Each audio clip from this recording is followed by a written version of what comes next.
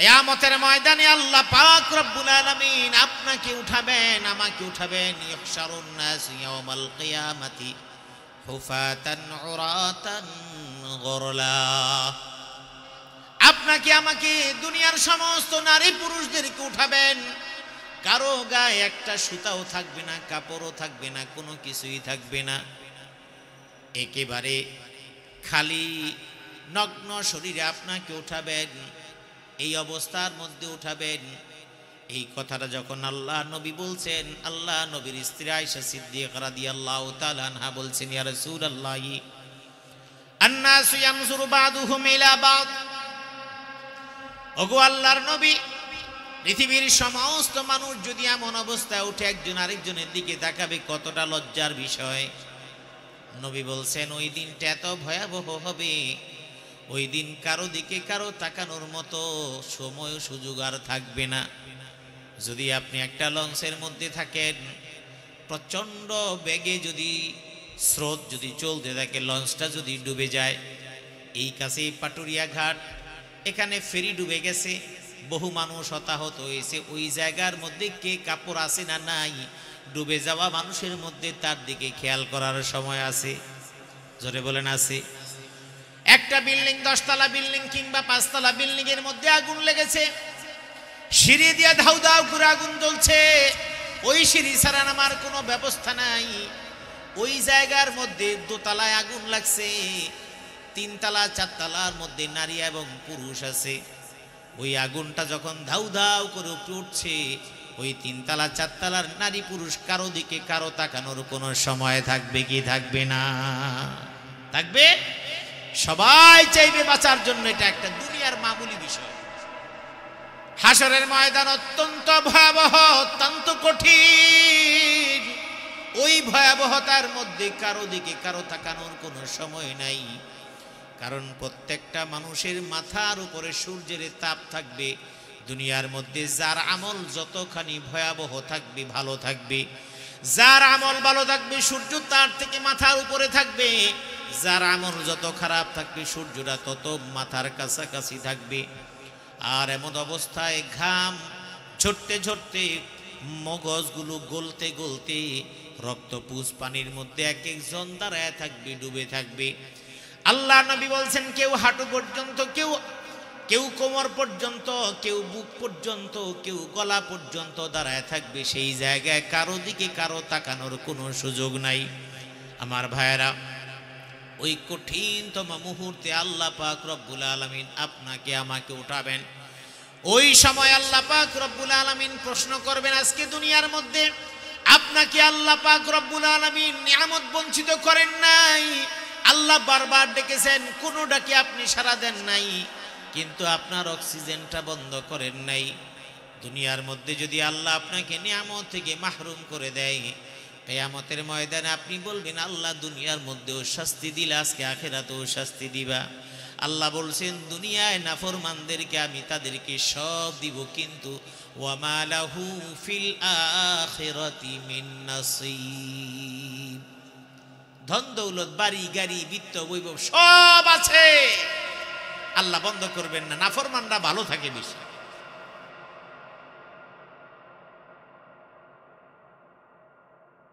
আউযু বিল্লাহি মিনাশ শাইতানির রাজীম।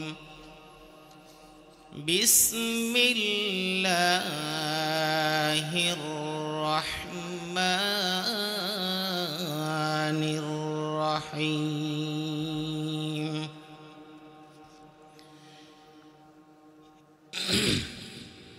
ইয়া আইয়ুহান নাসু ইত্তাকু রাব্বাকুম ইন্না যালজালাতাস সাআহ ইন্না যালজালাতাস সাআতি শাইউন আযীম। يوم ترونها تذهل كل مرضعة عما أرضعت وتضع كل ذات حمل حملها وترى الناس سكارى وما هم بسكارى ولكن عذاب الله شديد صدق الله العظيم وصدق رسوله النبي الكريم ونحن على ذلك لمن الشاهدين والشاكرين والحمد لله رب العالمين সবাই পড়বেন আল্লাহুম্মা সাল্লি আলা মুহাম্মাদিন ওয়া আলা আলি মুহাম্মাদ কামা সাল্লাইতা আলা ইব্রাহিম ওয়া আলা আলি ইব্রাহিম ইন্নাকা হামিদুম মাজিদ اللهم بارك على محمد وعلى آل محمد كما باركت على إبراهيم وعلى آل إبراهيم إنك حميد مجيد بلغ العلا بكماله كشف الدجى بجماله حسنت جميع خصاله صلوا عليه وآله لا إله إلا الله সবাই একটু করে সবাই একটু জবানটা খুলে লা ইলাহা ইল্লাল্লাহ লা ইলাহা ইল্লাল্লাহ মুহাম্মাদুর রাসূলুল্লাহ সাল্লাল্লাহু আলাইহি ওয়াসাল্লাম। খোলাবাড়িয়া ভাউর বাইতুল ফালা জামে মসজিদ হাফিজিয়া মাদ্রাসা ও যুব সমাজের উদ্যোগে আয়োজিত 2 দিনব্যাপী 17তম বার্ষিক তাফসীরুল কোরআন মাহফিলের সম্মানিত সভাপতি, মাহফিলের প্রধান অতিথি, বিশেষ অতিথি, 2 দিনের আমন্ত্রিত ওলামায়ে কেরাম এবং অত্র এলাকার তাওহীদি জনতা, আল্লাহ পাক রব্বুল আলামিনের কাছে অগণিত শুকর যে মহান রব্বুল আলামিন আমাদেরকে এমন একটা মহতি মাহফিলে বসার সুযোগ করে দিয়েছেন। এই জন্য সেই মহান রব্বুল আলামিনের দরবারে শুকরিয়া আদায় করি আলহামদুলিল্লাহ। আপনি যখন শুকরিয়া আদায় করেন, আপনি শুকরিয়া আদায় করলে খুশি হন কে? একটু জোরে বলেন, আর একটু জোরে বলেন। আল্লাহ আস্তে বললেও শোনেন, জোরে বললেও শোনেন, তাই না? কিন্তু আপনি একটু চিন্তা করেন তো, আপনি যখন খুব বিপদে পড়েন, খুব বিপদে যখন পড়েন, তখন আপনি কিন্তু কি করেন? আল্লাহ আল্লাহ বলতে থাকেন। আপনি বলতে থাকেন আল্লাহ তুমি দাও। যখন নাকি আপনার পেরেশানির পরিমাণটা বেড়ে যায়, তখন আপনি কি করেন? আস্তে বলেন না জোরে বলেন। ধরেন একটা দুর্ঘটনা ঘটে গেছে, তখন মানুষ কি করে? আল্লাহ তুমি কি করলা, আল্লাহ তুমি সাহায্য করো, বলে কি বলে না? তার মানে আল্লাহ কি আপনার আস্তে বললে শোনেন না? শোনেন কি না?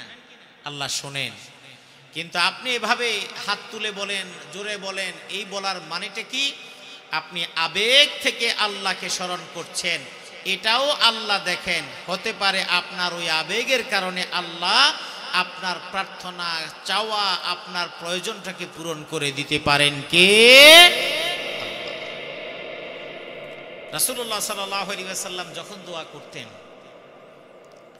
ওই দোয়ার সময় এভাবে হাত তুলতেন, এভাবে করে হাত তুলতেন, এভাবে হাত তুলতেন। মানে আল্লাহর কাছে হাত তোলার সময় একজন ভিক্ষুক আল্লাহর কাছে হাত তুলছে, একজন ভিক্ষুক আল্লাহর কাছে হাত তুলছে। পৃথিবীর যত মানুষ আছে সমস্ত মানুষ আল্লাহর কাছে কি ভিক্ষুক তার চাইতে ছোট না বড়? ভিক্ষুকের চাইতেও নগণ্য, তাই না? কথা কয় না? আপনাদের কি সমস্যা কোনো? একটু জবাব দিয়েন, জবাব না দিলে বোঝা যাবে না যে আমি ঠিক মতো আমার কথা আপনারা বুঝতেছেন কিনা, এটাই সমস্যা। ওয়াল্লাহুল গানিয়্যু ওয়া আনতুমুল ফুকারা, আল্লাহ হচ্ছেন সবচাইতে ধনী, সবচাইতে মুখাপেক্ষীহীন, তিনি কারো কাছে মুখাপেক্ষী নন। আপনি যদি নামাজ না পড়েন আল্লাহর কোনো ক্ষতি হবে না। আপনি যদি সঠিক সময়ে যদি যাকাত আদায় না করেন আল্লাহর কোনো ক্ষতি হবে না। আপনি যদি দোয়া না করেন আল্লাহর কোনো ক্ষতি হবে না। কারণ আপনি দোয়া করলে আপনার, না করলে আপনার, আমার আল্লাহর কাছে চাওয়ার মতো মানুষের অভাব নাই। আপনি যদি আল্লাহর শুকরিয়া আদায় না করেন, আলহামদুলিল্লাহ বলতে যদি আপনার জবানে ব্যথা হয়,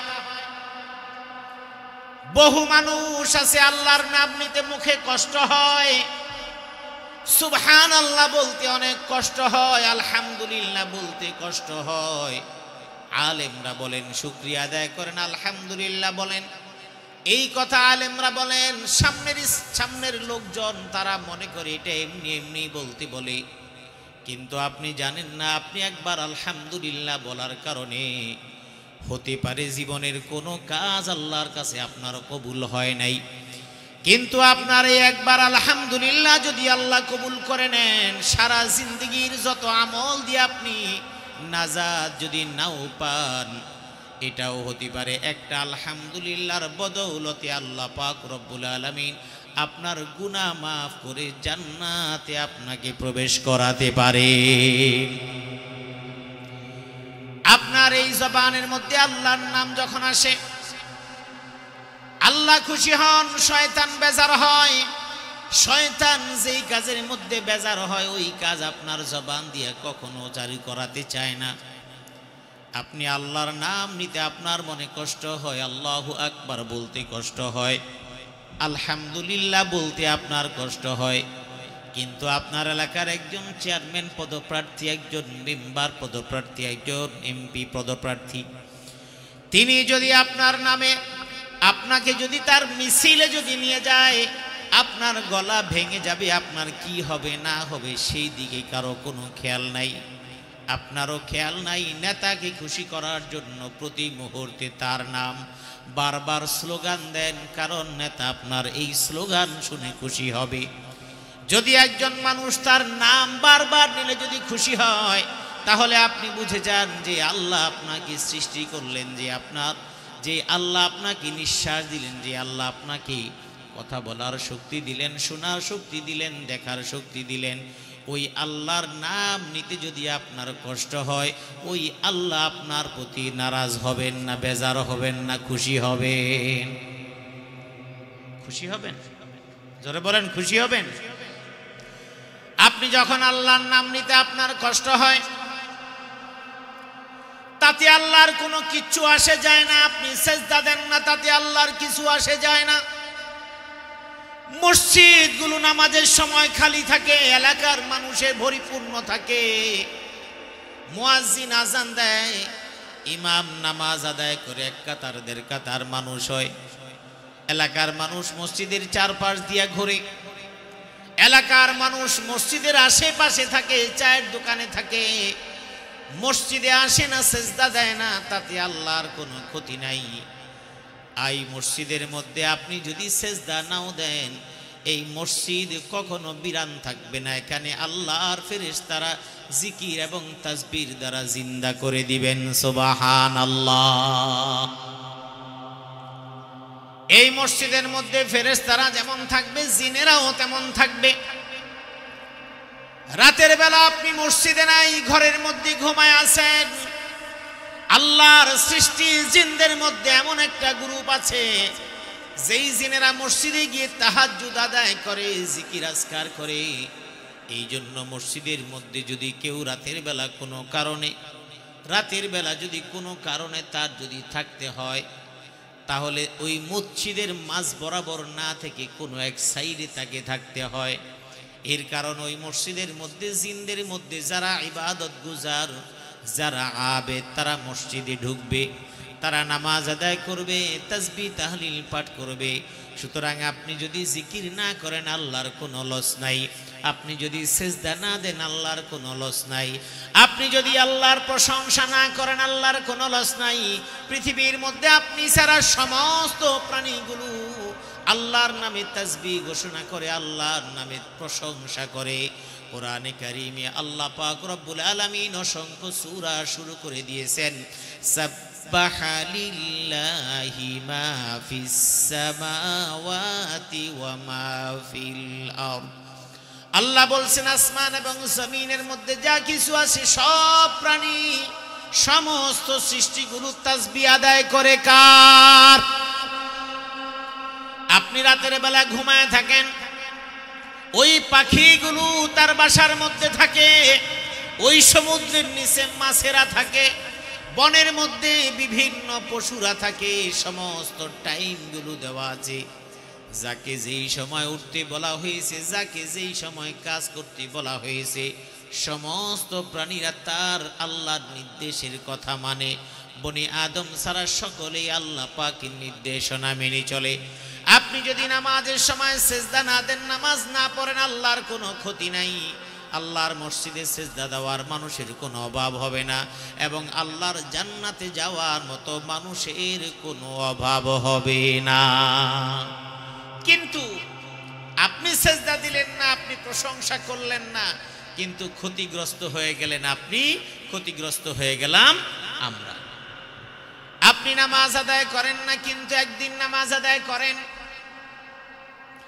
আপনি তাসবিহ পড়েন না, আল্লাহকে স্মরণ করেন না, কিন্তু আল্লাহ যখন আপনাকে বিপদের মধ্যে ফেলে দেয় তখন আপনি আল্লাহর কাছে হাত উঠান, সেটা আর নামাতে চান না। আমার আল্লাহ বলেন, তোমাকে আমি ভালো রেখেছি, তুমি তো আমার কাছে আসো না, কিন্তু তোমাকে আমি এমন বিপদ দিয়ে ধরবো, তখন তুমি আমার কাছে আসবে, আমি তোমার ডাকে তখন সাড়া দিব না। বিপদে পড়ে গেছেন, বিপদের শেষ নাই, এমন বিপদ যেটার কোনো রিকভারি করার মতো কোনো সুযোগ নেই। মানুষ অসুস্থ হলে তো সুস্থ হওয়ার সম্ভাবনা আছে। আপনি অনেক ভালো, আল্লাহকে ডাকার সময় আপনার নাই। বাংলাদেশে আমাদের সমাজে এমন হাজার হাজার মানুষ আসে, সুস্থ সবল বিত্তশালী, সারা জীবন পার করলেন, কিন্তু আল্লাহর দরবারে সেজদা দেওয়ার সময় তার হয়নি। আছে না নাই? শুধু সেজদা দেওয়াটা না, আল্লাহর ব্যাপারে তাদের কোনো বক্তব্যই নেই, বরং আল্লাহর পক্ষে যারা কাজ করে, এই কোরআনের পক্ষে যারা কাজ করে, কোরআন নিয়ে কথা বলে, তাদের বিপক্ষে তাদেরকে দাঁড়াতে সামান্যতম তাদের বিবেকে লাগে না। আছে না নাই? আল্লাহ পাক রব্বুল আলামিন সুযোগ দেন, কিন্তু এক সময় হঠাৎ অসুস্থ হয়ে পড়লেন। বিশিষ্ট শিল্পপতি, কোটিপতি, সমাজসেবক, এমপি, মন্ত্রী, মিনিস্টার অসুস্থ হয়ে বললেন, এলাকার মধ্যে ছড়ায় গেল, মন্ত্রী সাহেব অসুস্থ, এমপি সাহেব অসুস্থ, সমাজসেবক অসুস্থ, শিল্পপতি অসুস্থ, অমুক সাহেব অসুস্থ হয়ে গেছেন, হাসপাতালে ভর্তি আছেন। সংবাদ আসলো মসজিদে মসজিদে, এলাকার সমস্ত মসজিদের ইমামদেরকে বলে দেওয়া হলো, অমুকের জন্য খাস করে দোয়া করেন, হাসপাতালে আছে, লাইফ সাপোর্টে আছে। পরিবারের সদস্যরা, কোটি কোটি টাকার মালিক, মসজিদের মধ্যে জিলাপি দিয়ে দিলেন, মসজিদের মধ্যে খাবার দিয়ে দিলেন, দোয়া করার জন্য হুজুরে হাদিয়া পাঠাইলেন। জীবনে সুস্থ থাকতে কোনোদিন তিনি এবং তার পরিবারের সদস্য কোনোদিন আল্লাহর দরবারে সেজদা দেন নাই। সহায় সম্পদের অহংকারে আল্লাহকে ভুলে গেছেন। কিন্তু বিপদের মধ্যে পড়ে যাওয়ার কারণে এখন আল্লাহ ছাড়া দুনিয়ার কাউকে এখন আর মনে করতে পারেন না। ঠিক কিনা বলেন? বিপদের মধ্যে পড়ার পরে এখন তার সামনে পিছে কোথাও আল্লাহ ছাড়া কেউ নেই, আল্লাহই তার সবকিছু। মসজিদে মসজিদে দোয়া হচ্ছে, মানুষের কাছে দোয়া চাচ্ছেন। স্ত্রী ঘরের মধ্যে যায় নামাজ বিছায় নামাজ আদায় করেন, ছেলে দোয়া করেন, মেয়ে দোয়া করেন, সবাই দোয়া করেন। আল্লাহ পাক রব্বুল আলামিন বলেন, এমন তোমাকে সুস্থ জীবন আমি 60টা বছর দিয়েছিলাম, ওই সময় আমাকে তুমি স্মরণ করো নাই। আমি তোমাকে এবার ধরলাম, এখান থেকে তোমাকে ছাড়ার আর কোনো সুযোগ নাই। সবার কাছে দোয়া চাচ্ছেন, চোখের পানি ফেলতে ফেলতে একাকার করে ফেলছেন। আপনি হয়তো ভাবতে পারেন আল্লাহর দরবারে সেজদা আমি দেই না, আল্লাহর অনেক ক্ষতি করে ফেলছি। না না, আপনি যে আল্লাহর কাছে দোয়া করছেন না, তার মানে আপনি নিজের ক্ষতি নিজে করছেন। আল্লাহ বলছেন, ওয়া ইদা সাআলাকা ইবাদি আন্নী ফাইন্নী করিব উজিবু দাওয়াতাদ দাঈ ইদা দাআনি ফালইস্তাজিবু লি ওয়ালইউমিনু বি লাআল্লাহুম ইয়ারশুদুন। আপনি আল্লাহর কাছে চেয়ে আপনার বিপদের কোনো সমাধান পান না, মনের মধ্যে কোনো শান্তি পান না, অভাব দূর হয় না, ঘরের মধ্যে শান্তি নাই, ব্যবসা বাণিজ্যের মধ্যে বরকত নাই, পরিবারের মধ্যে স্বামী স্ত্রী সন্তান বাবা মা তাদের মধ্যে কোনো মিল ভালোবাসা নাই। আমি বলি আপনার সব আছে, কিন্তু আপনার আল্লাহর কাছ থেকে আপনি চেয়ে আনতে পারেন নাই। আল্লাহ বলছেন, তুমি আমার কাছে চাও। আপনি যদি আল্লাহর কাছে চান, আপনার মনে প্রশ্ন, আমি আল্লাহর কাছে চাইলে কি পাবো? আল্লাহ পাক রব্বুল আলামিন বলছেন, আমার কাছে চাইলে তুমি সব পাবা। এবার আল্লাহ পাকের কাছে আপনার যদি মনে প্রশ্ন জাগে, আল্লাহ আমি তোমার কাছে কখন চাইলে পাবো, কেমনে চাইলে পাবো? আল্লাহ পাক রব্বুল আলামিন প্রথমে বলে দিলেন, তুমি যখনই চাইবা তখনই আমি তোমার ডাকে মুহূর্তের মধ্যে সাড়া দিয়ে দিব। সুবহানাল্লাহ। তাহলে প্রথমে আল্লাহ বললেন, তুমি আমারে ডাকো। আপনি বললেন, কেমনে ডাকবো? আল্লাহ বললেন, কেমনে ডাকবা সেটা না, যখন ডাকো যেভাবে ডাকো। আল্লাহ বলছেন, তুমি সকালে ডাকো, সন্ধ্যায় ডাকো, তুমি দুপুরে ডাকো কিংবা কম ডাকো বেশি ডাকো, তুমি শুধু মনে আমার কথা চিন্তা করবা, আমার কাছে চাইবা। তুমি আমি তোমার জন্য সব কিছু রেডি। নামাজের মধ্যে দাঁড়াইছো, তুমি তো প্রতি মুহূর্তে চাও, কিন্তু তুমি তা বুঝো না। না বোঝার কারণে চাও, কিন্তু পরক্ষণে আমার সঙ্গে তুমি বেয়াদবি করো। আল্লাহ স্মরণ করায় দিচ্ছেন, তুমি যখন নামাজের মধ্যে দাঁড়াও, সেই সময় তুমি কিন্তু কি সুন্দর করে আমাকে বলো। প্রথমে তুমি আমার প্রশংসা করো, সুবহানাকাল্লাহুম্মা ওয়া বিহামদিকা ওয়া তাবারাকা ইসমুকা ওয়া তাআলা জাদ্দুকা ওয়া লা ইলাহা গায়রুক। এটা আল্লাহর প্রশংসা করে এবার আমি শুরু করলাম, আলহামদুলিল্লাহি রাব্বিল আলামিন। আল্লাহ বলছেন, তোমার ডাকে আমি সাড়া কেমনে দিব, তুমি এবার আমার কথা শুনে নাও। ওয়া ইদা সাআলাকা ইবাদি আন্নী ফাইন্নী করিব। আল্লাহ রাব্বুল আলামিন আল্লাহর নবীকে বলছেন, হে রাসূল, আমার বান্দারা আপনার কাছে আমার সম্পর্কে প্রশ্ন করবে, আমি কোথায়, আমি আমার সম্পর্কে জানতে চাইবে। আপনি তাদের প্রশ্নের জবাবে বলে দিন, আন্নী ফাইন্নী করিব, আমি অনেক কাছে আছি। কেমনে কাছে আছি এটুক মনে রাখেন, তার মানে আল্লাহ কাছে আছেন। উজিবু দাওয়াতাদ দাঈ ইদা দাআন। বান্দা যখন যে অবস্থায় ডাকবে সে অবস্থায় সাড়া দিয়ে দিবেন কে? জোরে বলেন কে? তাহলে আল্লাহ নিজে বলছেন, বান্দার ডাকলেই আমাকে পাবে, কিন্তু আপনি ডাকলে আল্লাহকে পান না। ঠিক কিনা? আপনি আল্লাহকে ডাকার পরে আপনি আল্লাহকে পান না, এটা আল্লাহর বিরুদ্ধে আপনার অভিযোগ। কিন্তু আমি বলি ডাকার মতো আপনি আল্লাহকে ডাকেন নাই, সেই জন্য আমার আল্লাহ আপনার ডাকে সাড়া দেন নাই। ঠিক কি না? আপনার মাকে আপনি যখন ডাক দিতেন ছোটবেলায়, একবার ডাক দেন শুনে নাই, কাজের ব্যস্ততার মধ্যে দুইবার ডাক দিয়েছেন শুনে নাই, এরপরে তৃতীয়বার খুব জোরে করে ডাক দিছেন, তারপরে কি বলস তুই আমারে, বলে কি বলে না? যে কাউকে ডাক দিলে একবার শোনে না, দুইবার ডাক দিলে শোনে না, তৃতীয়বার ডাক দিলে শোনে কি শোনে না? আল্লাহ পাক রব্বুল আলামিন বলেন আমি তো ডাক শুনবো, তবে একটা কথা আছে, উজিবু দাওয়াতাদ দাঈ ইযা দাআন, উজিবু দাওয়াতাদ দাঈ ইযা দাআন, আমার বান্দা বান্দি আমারে ডাকলে আমি তার ডাকে সাড়া দিয়ে দিব। আল্লাহু আকবার। তাহলে আপনি যখন ডাকবেন তখন আপনার ডাকে সাড়া দিয়ে দিবেন কে? আপনি যা চাইবেন সব কিছু দিয়ে দিবেন কে? কিন্তু শর্ত হলো ফালইস্তাজিবু লি ওয়ালইউমিনু বি লাআল্লাহুম ইয়ারশুদুন। শর্ত দুইটা। এক নাম্বার ফালইস্তাজিবু লি, বান্দা আমাকে ডাকলে অবশ্যই আমি আমার বান্দার ডাকে সাড়া দিব, যখন ডাকবো যেভাবে ডাকবো। শর্ত হলো আমার বান্দাকে আমিও ডাকবো, আমার ডাকে বান্দার সাড়া দেওয়া লাগবে। বন্ধুর সঙ্গে কথা বললেন, বন্ধু তোর বিপদ আপদ হয় আমাকে ডাকবি, রাত যতটাই বাজুক না কেন। আপনি আপনার বন্ধুকে ডাকলেন, একদিন রাত 2টার সময় হঠাৎ করে ডাকলেন, অথবা আপনার বন্ধুর কাছে বললেন বন্ধু আমার তো 2,000 টাকা লাগিয়ে দাও, বন্ধু আপনাকে 2,000 টাকা ঠিকঠাক মতো দিয়ে দিল, কিন্তু কিছুদিন পরে বন্ধুর টাকাটা আপনি ফেরত দিলেন না, বন্ধু আপনাকে আর টাকা ধার দিবে কিনা? জবাব দিয়েন। এবার টাকা প্রসঙ্গে বাদ যাই,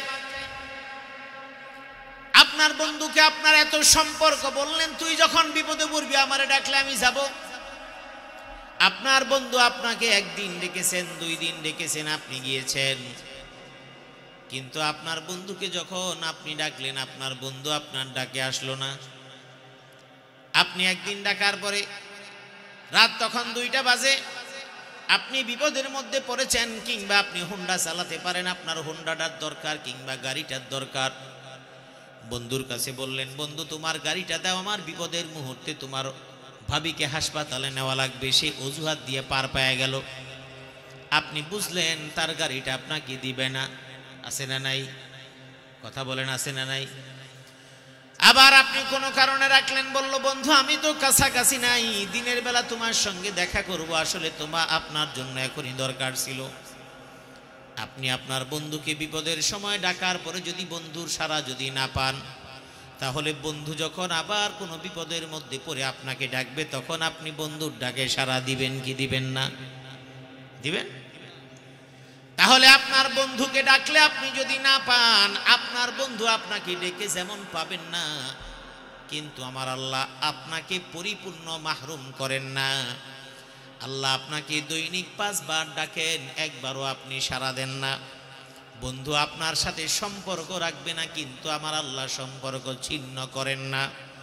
আপনার অক্সিজেন লেভেলটাকে নামান নাই, বন্ধ করেন নাই, দৃষ্টি শক্তিটাকে আল্লাহ নিয়ে যান নাই, কানের শ্রবণ শক্তি নিয়ে যান নাই, কথা বলার শক্তিটা আল্লাহ নিয়ে যান নাই, আপনার ব্রেনের সুস্থতাকেও আল্লাহ রব্বুল আলামিন নিয়ে যান নাই।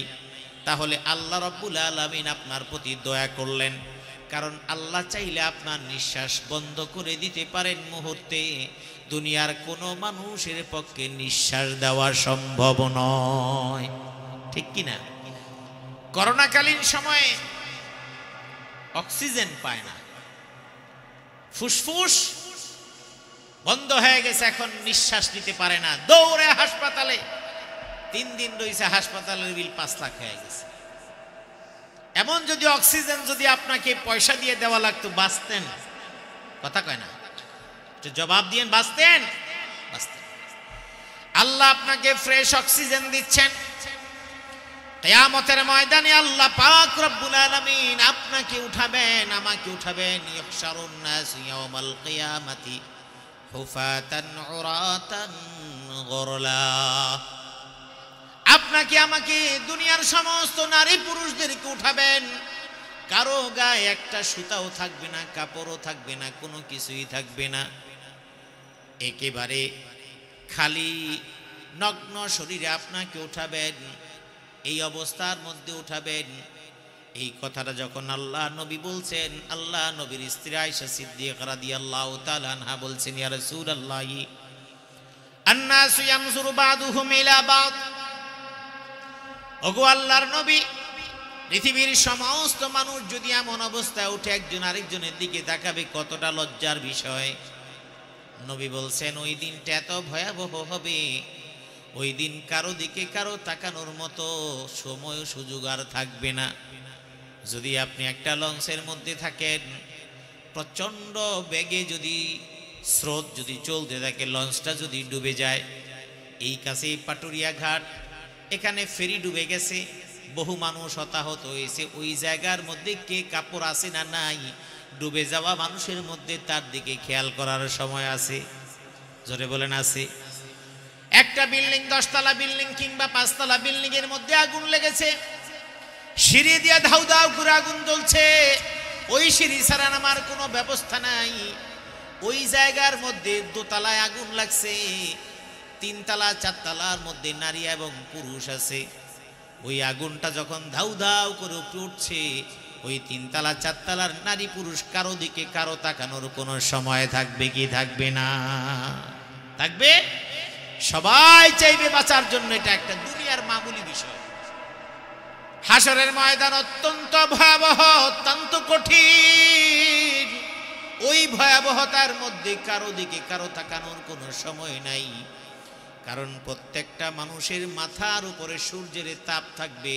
দুনিয়ার মধ্যে যার আমল যতখানি ভয়াবহ থাকবে, ভালো থাকবে, যার আমল ভালো থাকবে সূর্য তার থেকে মাথার উপরে থাকবে, যার আমল যত খারাপ থাকবে সূর্যটা তত মাথার কাছাকাছি থাকবে।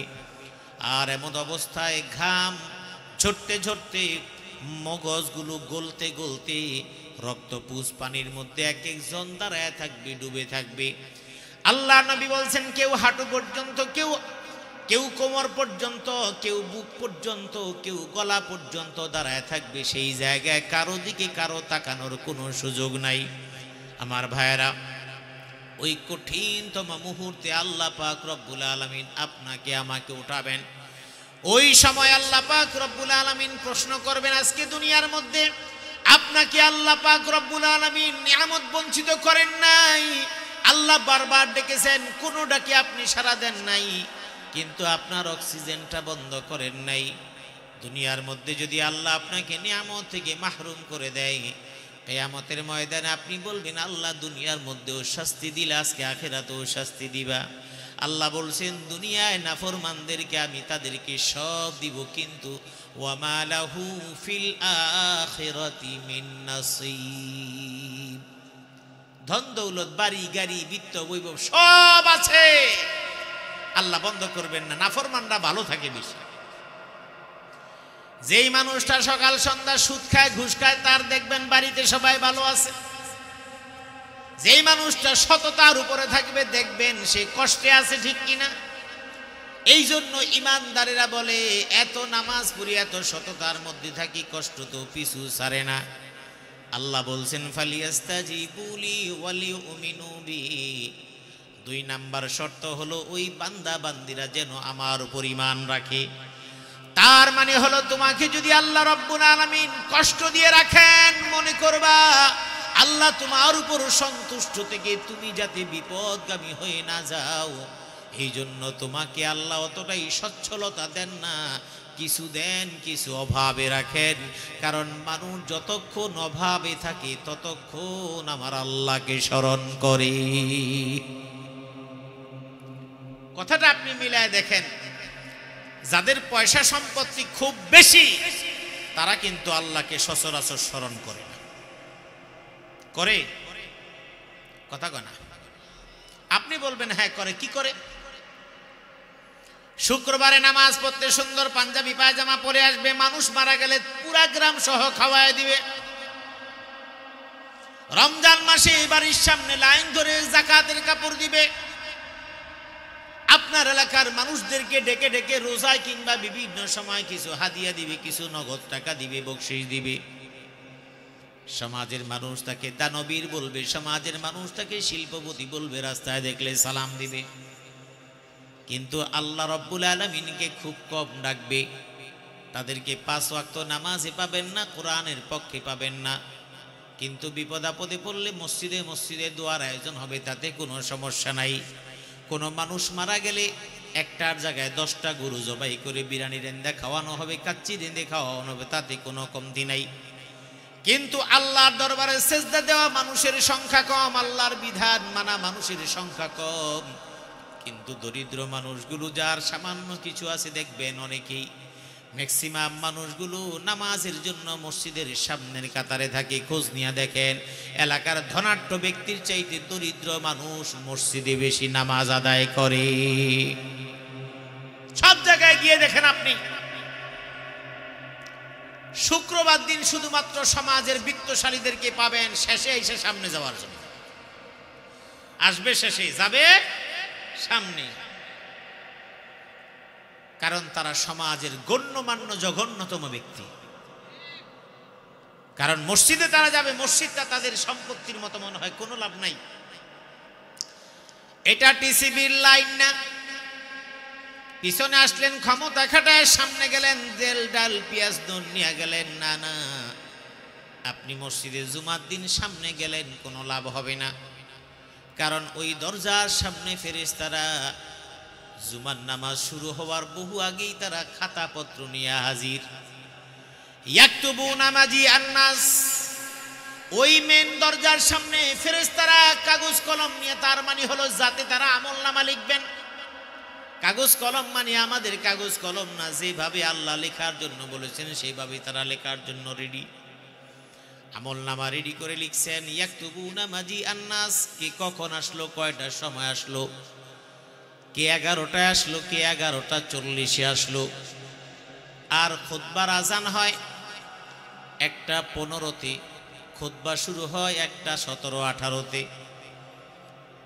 খুতবা শুরু হয়ে যাওয়ার পরেও লোক আসে, প্রথম খুতবা শেষ হওয়ার পরেও লোক আসে, খুতবা শেষ হওয়ার 2 মিনিট আগেও লোক আসে, 2 মিনিট আগেও বহু মানুষ আসার পরে ডেঙায় ডেঙায় সামনের কাতারে যাওয়ার চেষ্টা করে, আছে না নাই?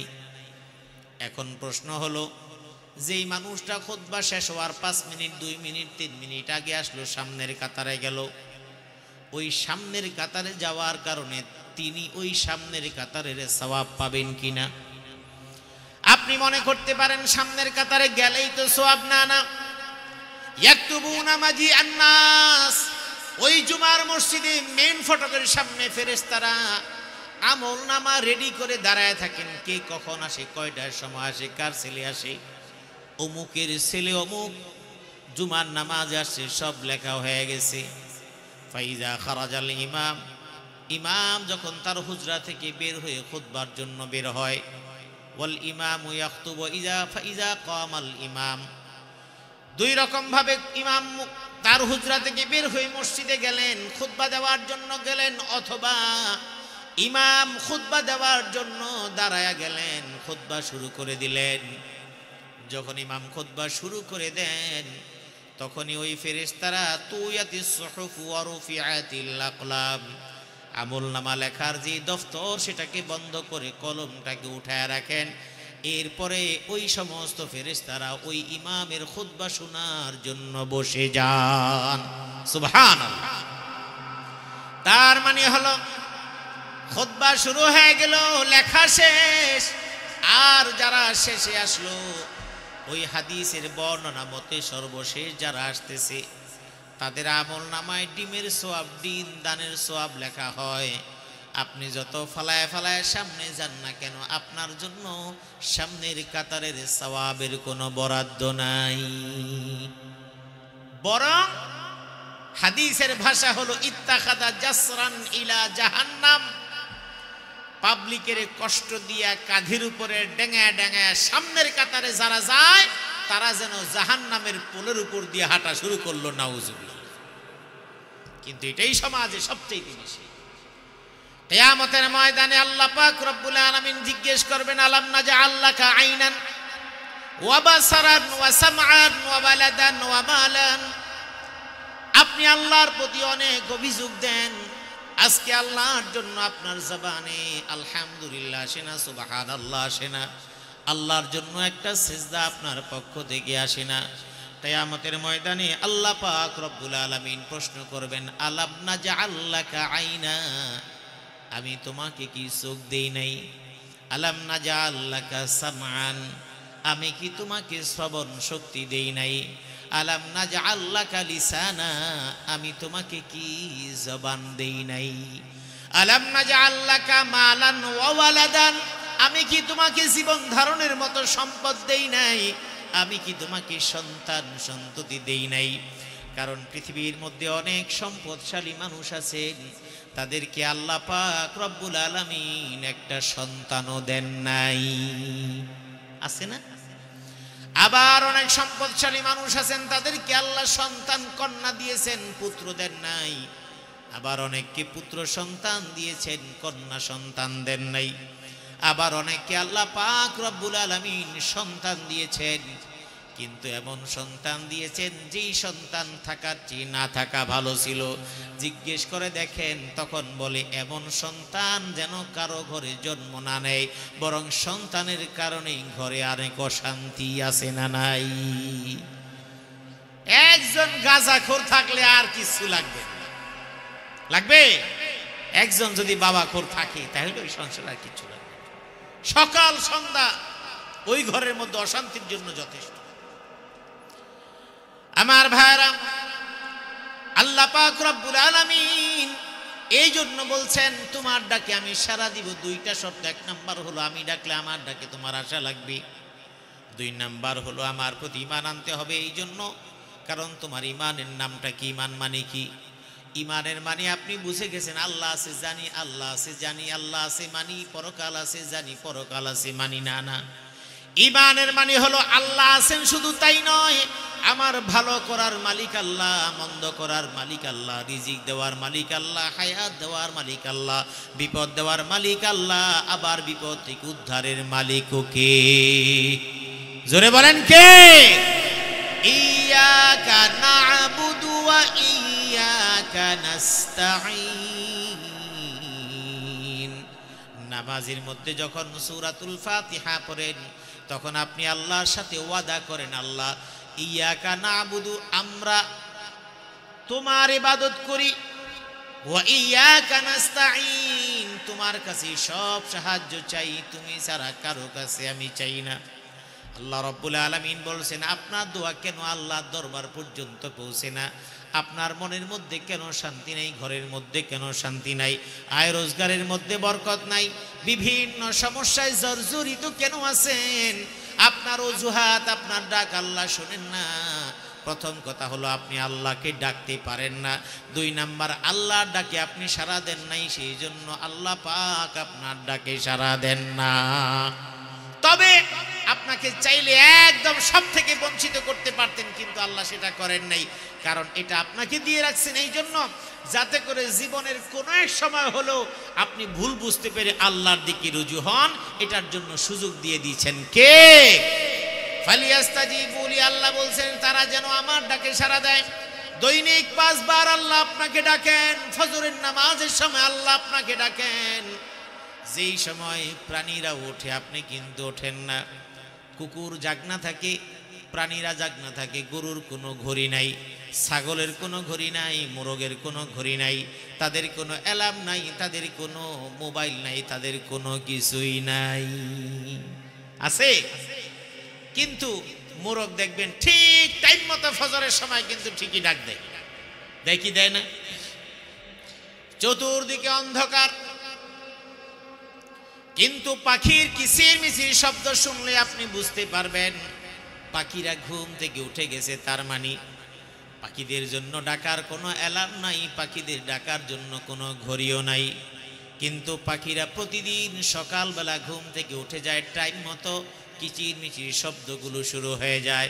তার মানে যাকে যা নির্দেশনা দেওয়া হয়েছে সব কিছু মানে, কিন্তু বান্দাকে যা বলা হয়েছে বান্দা তা মানে না। পাখি ঠিক মতো উঠে গেছে, কিচির মিচির করে শব্দ বলছে, এটা আপনি বোঝেন না। ওই পাখির যে কিচির মিচির শব্দগুলো সেখানে আল্লাহর স্মরণ আছে। গরু যে ঘুম থেকে উঠে গেছে, গরুর ডাকের মধ্যে আল্লাহর স্মরণ আছে। মোরগে যে ডাকছে আপনাকে, ওটার মধ্যে আল্লাহর স্মরণ আছে। ওই আওয়াজ দিয়ে আপনার ঘুম ভাঙায় দেয়, যাতে করে ফজরের নামাজটা আপনার জন্য কখনো মিস না হয়। বলেন সুবহানাল্লাহ। আর ফজরের নামাজের সময় মুয়াজ্জিন আযান দেয়, ওই ফজরের দায়িত্ব পালন করা ফেরেশতারা লাইন ধরে সিরিয়াল ধরে আসতে থাকে দায়িত্ব পালনের জন্য। আর ওই যে ইমাম সাহেব নামাজ আদায় করবেন, মুসল্লিরা থাকুক বা না থাকুক, এলাকার মানুষ সব ঘুমায় আছে। ইন্না কুরআনাল ফাজরি কানা মাশহুদা। ইমাম সাহেব মসজিদে ফজরের নামাজের কোরআনে কারীমের তেলাওয়াত করে সূরা ফাতিহা পড়লেন, পরে আরেকটা সূরা পড়লেন, পিছনে শোনার মতো কোনো মুসল্লি নাই। ওই খোলাবাড়িয়া মসজিদের মধ্যে ইমাম সাহেব নামাজ আদায় করছেন, পিছনে 3-4জন মুসল্লি নামাজ আদায় করছে। আর এলাকার কয়েক হাজার মানুষ নাকে তেল দিয়ে ঘুমাইতেছে, কারো কোনো নামাজের খবর নাই। আল্লাহ রাব্বুল আলামিন বলছেন, ইন্না কুরআনাল ফাজরি কানা মাশহুদা। মহল্লার মানুষগুলো ইমামের পিছনে নামাজ না পড়লেও আমার আল্লাহর কোনো ক্ষতি নাই। ইমামের কিরাতের পিছনে আল্লাহর ফেরেশতারা দাঁড়ায়া দাঁড়ায়া নামাজে শামিল হইয়া ইমামের কিরাত শুনতে থাকেন। সুবহানাল্লাহ। আপনি নাই, এবার আপনি বিপদে পড়লেন, এবার আল্লাহকে বলেন, আল্লাহ তুমি আমার বিপদ থেকে উদ্ধার করো। এবার আপনি নামাজের মধ্যে সেজদায় গিয়ে কাঁদেন। আল্লাহ বলেন, তোমাকে আমি অনেক সময় দিলাম, কিন্তু তুমি আমাকে ডাকো নাই। বিপদ দিয়েছি, এখন তুমি আমাকে ডাকো। ছেলে অসুস্থ, হাসপাতালে ভর্তি, এখন নামাজ জামাত ছাড়া পচে না, রাতের বেলা ঘুম হয় না, তাহাজ্জুদ পড়ে আল্লাহর কাছে দোয়া করে, এমন আছে না নাই? ছেলে বিদেশ পাঠাইছে, বিদেশ পাঠানোর পরে এখন ছেলে ধরা খেয়ে মাঝপথে আছে, ফোন দিয়ে বলছে, বাবা এখানে আছি, খুব বিপদে আছি, বাঁচি না মরি জানি না, আল্লাহর কাছে দোয়া করো। এবার মায়ও কান্দে, বাবাও কান্দে, ঘুম আসে না, রাতের বেলা ঘুম আসে না, ছটফট করে। ওই জায়গায় ছেলের জন্য আপনি এখানে বসে আল্লাহকে ডাকেন। আমার আল্লাহ বলেন, তোমাকে আমি এর আগে অনেক সুন্দর সময় দিয়েছিলাম, তুমি আমাকে স্মরণ করো নাই। আমাকে যদি তুমি সব সময় ডাকতা, আমি যখন তোমাকে ডাকি আমার ডাকে যদি তুমি সাড়া দিতা, ফালিয়াস্তাজিবু লি ওয়ালিউমিনু বি লাআল্লাহুম ইয়ারশুদুন, আমার ডাকে সাড়া দিলে তোমার ডাকেও আমি আল্লাহ সাড়া দিয়ে দিব। কিন্তু আমরা মানুষ হিসেবে জালেম। ইন্নাল ইনসানা লাযালুমুন কাফার। মানুষ হলো জালেম, আল্লাহর সব নিয়ামতকে স্বীকার করে ফেলে। অনেক কিছু পাওয়ার পরে কি আল্লাহ কিছু দেয় নাই? আল্লাহ কিছু আপনারা দেয় নাই না? আপনি যে সুস্থ হয়ে আসতেছেন, যা দেখেন আপনার চাইতে শক্তিমান একজন মানুষ ক্যান্সার হাসপাতালে ভর্তি, আপনারে আল্লাহ কিছু দেয় নাই। যা দেখেন আপনার চাইতে কম বয়সী একজন মানুষ চোখে দেখে না, কিছুদিন আগে একটা সামান্য অসুস্থতার কারণে চোখে দৃষ্টিশক্তি হারায় গেছে। আরেকজন গিয়া দেখেন কিডনি ড্যামেজ হয়ে গেছে, এখন কিডনি ডায়ালিসিস করা লাগে। কিন্তু আপনি অনেক সুস্থ আছেন, আপনার আল্লাহর প্রতি কোনো শুকরিয়া নাই। আল্লাহ বলেছেন, বনি আদমকে এত কিছু দেই তবু আমি আল্লাহকে স্মরণ করে না। ইন্নাল ইনসানা লাযালুমুন কাফার। জালিম, আমরা সবাই জালিম। কি সুন্দর কথা বলছি, কি সুন্দর আপনি শুনতেছেন। যেই মানুষটা শোনে না তার কাছে গিয়ে দেখেন যে না শুনতে পারার কষ্ট তার কতখানি। যেই মানুষটা দেখে না তার কাছে গিয়ে জিজ্ঞেস করে দেখেন না দেখার কষ্ট কতখানি। যেই মানুষটা হাঁটতে পারে হঠাৎ করে তার পাও চলে না, জিজ্ঞেস করে দেখেন তার কষ্ট কতখানি। আল্লাহ পাক রব্বুল আলামিন বলছেন, এই জন্য তুমি ডাকলেই আমি তোমার ডাকে সাড়া দিয়ে দিব।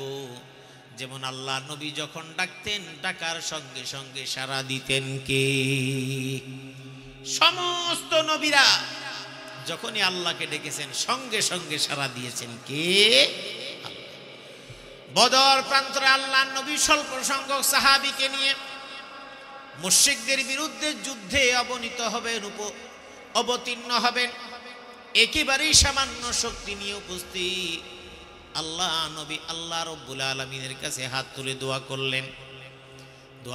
এমন ভাবে হাত তুললেন, ওই দোয়ার কারণে আল্লাহ পাক রব্বুল আলামিন জিবরিল আমিনকে পাঠায়া 1000 ফেরেশতা দিয়ে সাহায্য করে বদর প্রান্তরে মুসলমানদেরকে বিজয় দান করে দিলেন। সুবহানাল্লাহ।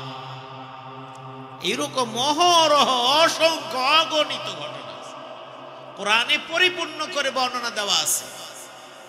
উদ্দেশ্য হলো আপনি আসলে ডাকতে পারেন না। এখন আপনার প্রশ্ন হলো যে হুজুর কেমনে ডাকুম, বুঝি তো না।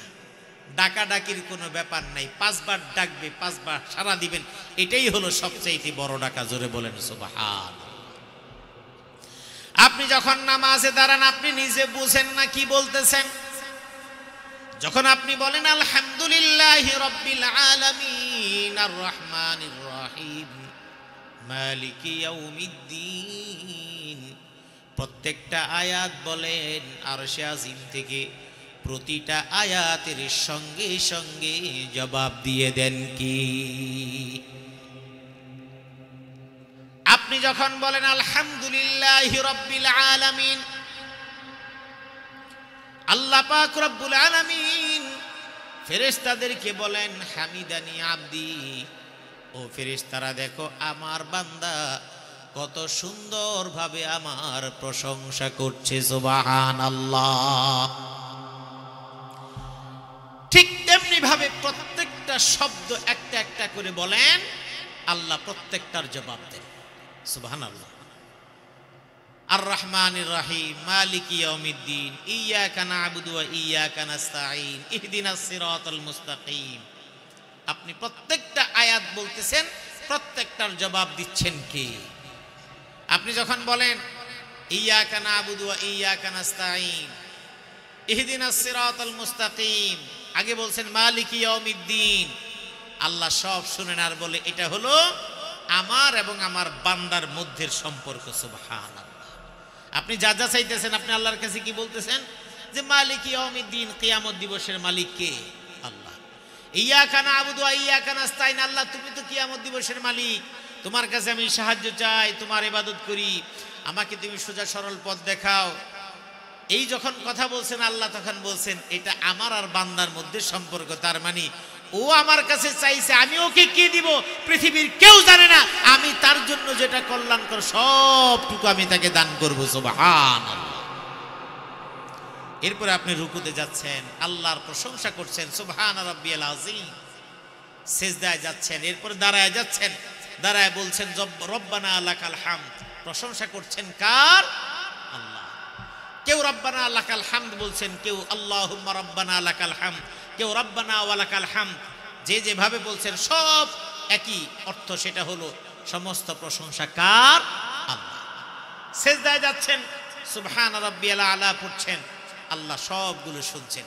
এভাবে নামাজ আদায় করে আপনি আত্তাহিয়াতুতে বসছেন, আত্তাহিয়াতু বললেন, দরুদ পড়লেন, এরপরে আপনি আল্লাহর কাছে বলতেছেন আল্লাহুম্মা ইন্নী যালামতু নাফসি যুলমান কাসীরা, আল্লাহ আমি অনেক জুলুম করে ফেলেছি, নিজের অপরাধের স্বীকার করছেন। এরপর বলছেন ওয়ালা ইয়াগফিরুয যুনুবা ইল্লা আনতা, তুমি ছাড়া গুনাহ মাফ করার কেউ নাই। ফাগফিরলি মাগফিরাতাম মিন ইনদিক, আমাকে ক্ষমা করে দাও, সমস্ত ক্ষমা তো তোমার কাছে। ইন্নাকা আনতাল গাফুরুর রহিম, সমস্ত ক্ষমাশীল।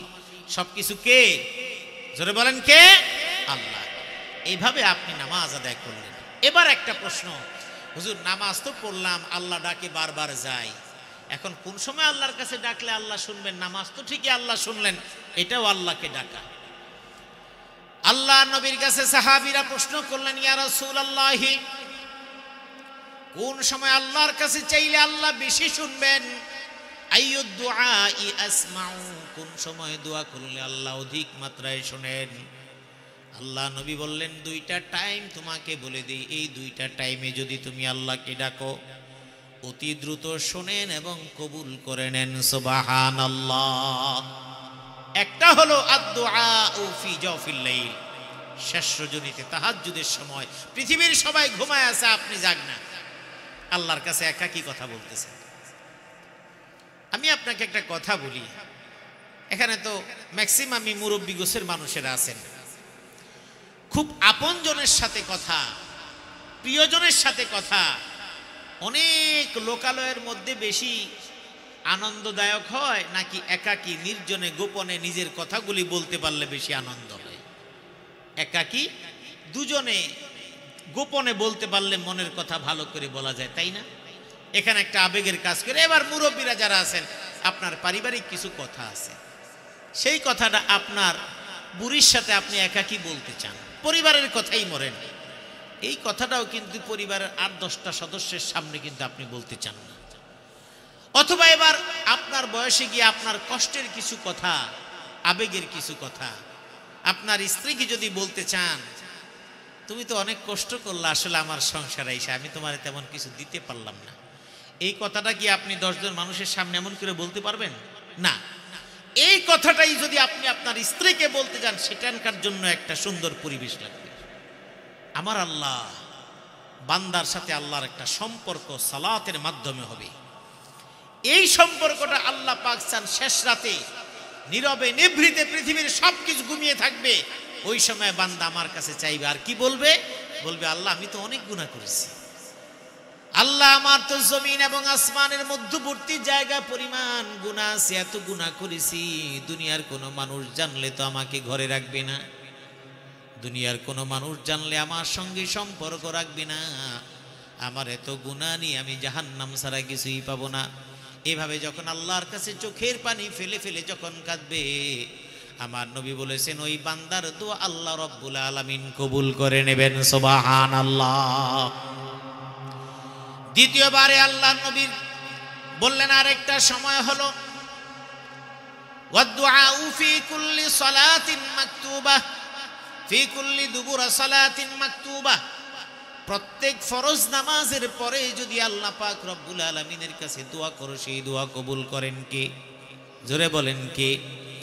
নামাজের সালাম ফিরিয়ে ফেলছেন, এবার কিছু তাসবিহাত আছে আল্লাহর জন্য, আপনি সুন্নাহ আল্লাহ নবী যা পাঠ করেছেন সেটা আপনি পাঠ করবেন। কিছু যদি নাও পারেন, আপনি সুবহানাল্লাহ, আলহামদুলিল্লাহ, আল্লাহু আকবার এই ৩ তাসবিহ পারেন, আপনি আয়াতুল কুরসি পারেন, সূরা ফালাক নাস পারেন, আল্লাহুম্মা আনতাস সালাম ওয়া মিনকাস সালাম তাবারাকতা ইয়া যাল জালালি ওয়াল ইকরাম।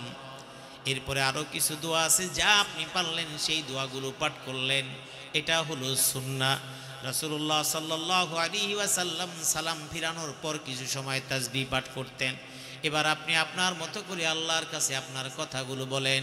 আপনি যদি আল্লাহর এই তাসবিহাতগুলো পাঠ করে যদি আল্লাহর কাছে দোয়া করেন, নবী বলেছেন আপনার দোয়াকে আমার আল্লাহ কখনো ফিরাইয়া দিবেন না। আল্লাহু আকবার। সুতরাং আমরা তো মুয়াজ্জিন ডাকে তাতেও সারা দেই না, নামাজেও যাই না, সেজদায়ও যাই না, হাতও তুলি না, তাসবিহও পড়ি না, শুধু বিপদে বলল কি আল্লাহ তুমি দাও, না দিলে কি আল্লাহ দিল না। কথা ঠিক কিনা? এই জন্য আমাদের নিজেদের পক্ষ থেকে দোয়া করা এবং চাওয়ার দরকার আছে না নাই? আছে।